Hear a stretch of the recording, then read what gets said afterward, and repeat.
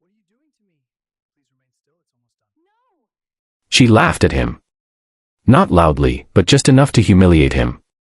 And as she turned away, she had no idea that within hours, his blood would be the only thing keeping her daughter alive.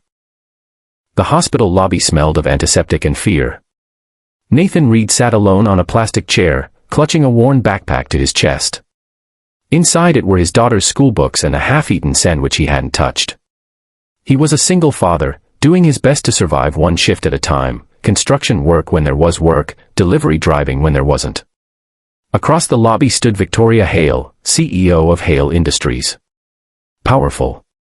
Polished. Untouchable.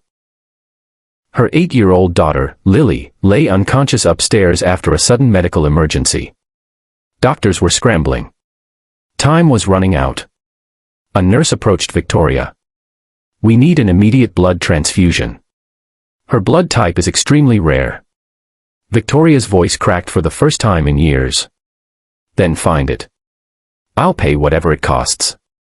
Nathan overheard. Quietly, he stood.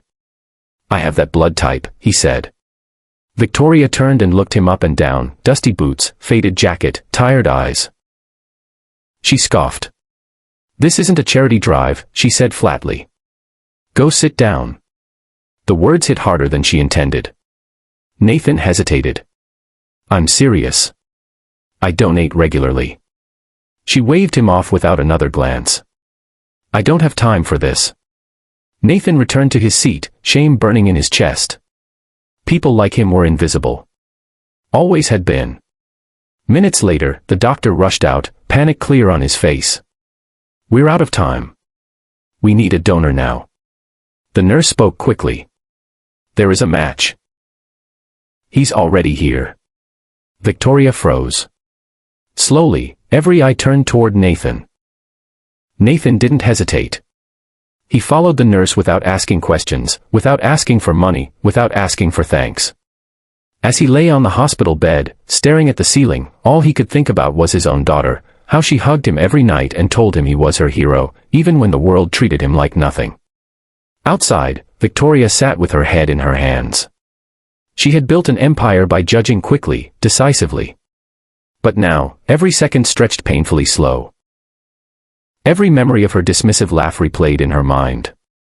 Hours later, the doctor emerged, exhaustion giving way to relief. "She's stable." The transfusion worked. Victoria broke down. She ran to the recovery room window, watching her daughter breathe peacefully. Then she turned. Nathan was being helped to his feet, pale but smiling softly. She approached him slowly, the power in her posture gone. "I'm sorry," she said, voice shaking. "I judged you. I mocked you. And you still saved her." Nathan shrugged gently. "I'm a dad. That's all that mattered." Silence filled the space between them.